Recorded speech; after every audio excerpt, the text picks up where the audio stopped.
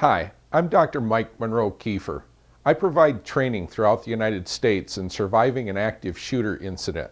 In this four-part video series based on the United States Department of Homeland Security, you will learn life-saving tips based on their methodology of 1. Run, 2. Hide, 3. Fight, and 4. Prevention. I encourage you to watch these videos with your family and your co-workers.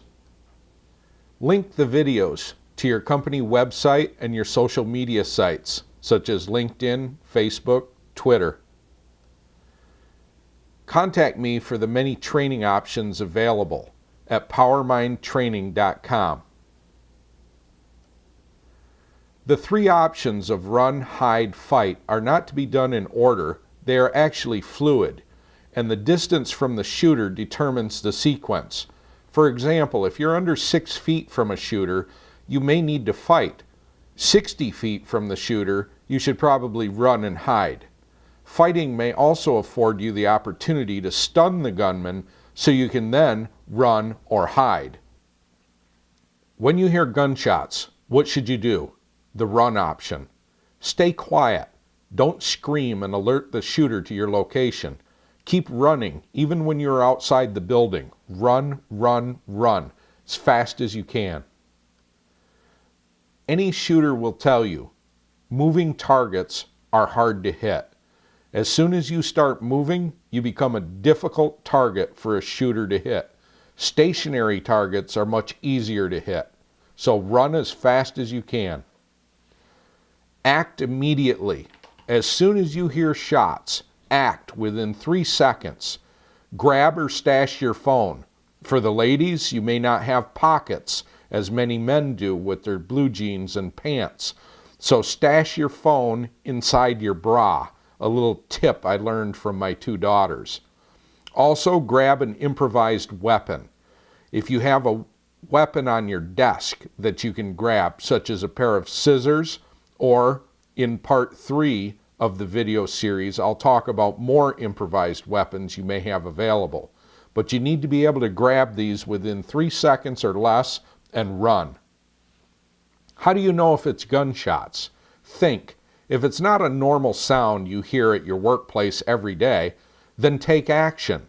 If you get up from your desk and you run and you go outside the building and it turns out to be something else and it's not an active shooter, so what? You got your exercise for the day and an adrenaline rush. It's better to be safe than sorry. Gunshots are an abnormal, loud sound. As soon as you hear them, take action. Also, with the run option, you may think about crawling. Staying low is also an option. If you can stay low, especially if you see the shooter, crouch down, you might crawl on your belly, you might just crouch and move as fast as you can to stay behind cover, such as cubes or walls or chairs or desks.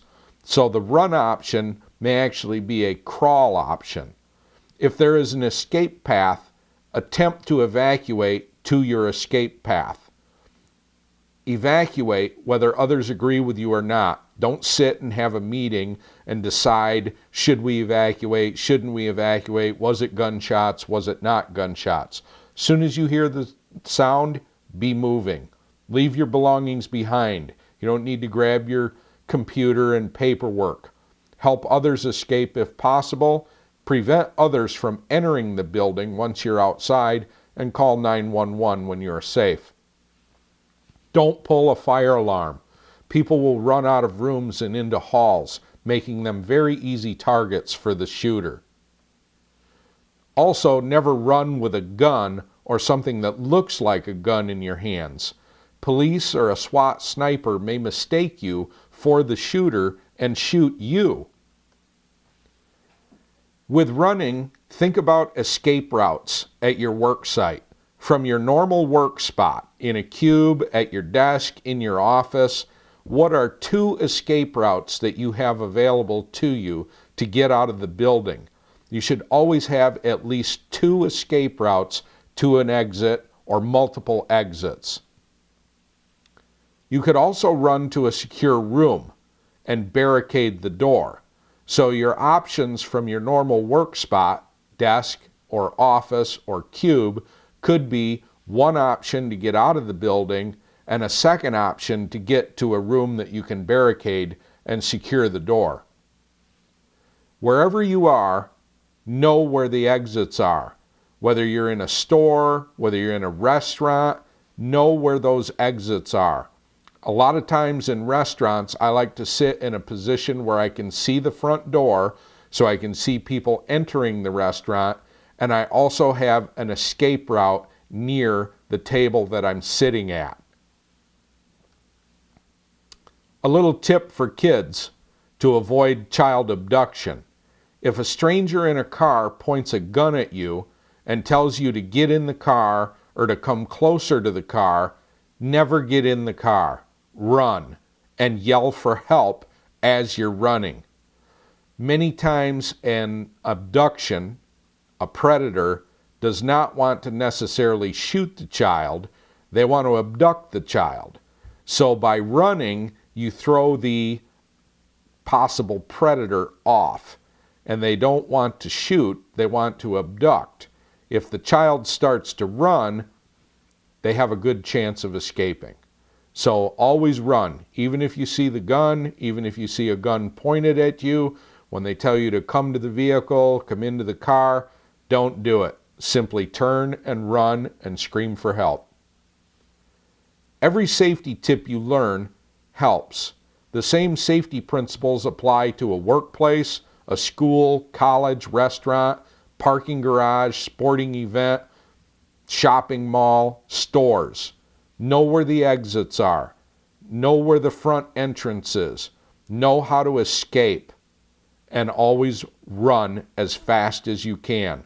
Moving targets are difficult to hit. Be sure and watch all 4 videos. Part 1, run, knowing your escape routes. Part 2, the hide option. Part 3, the fight option, using improvised weapons and non-lethal weapons. And then Part 4, prevention.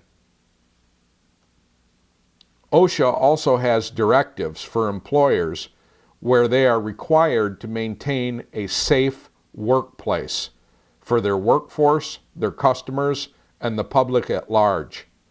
Active shooter safety training can help you comply with OSHA regulations.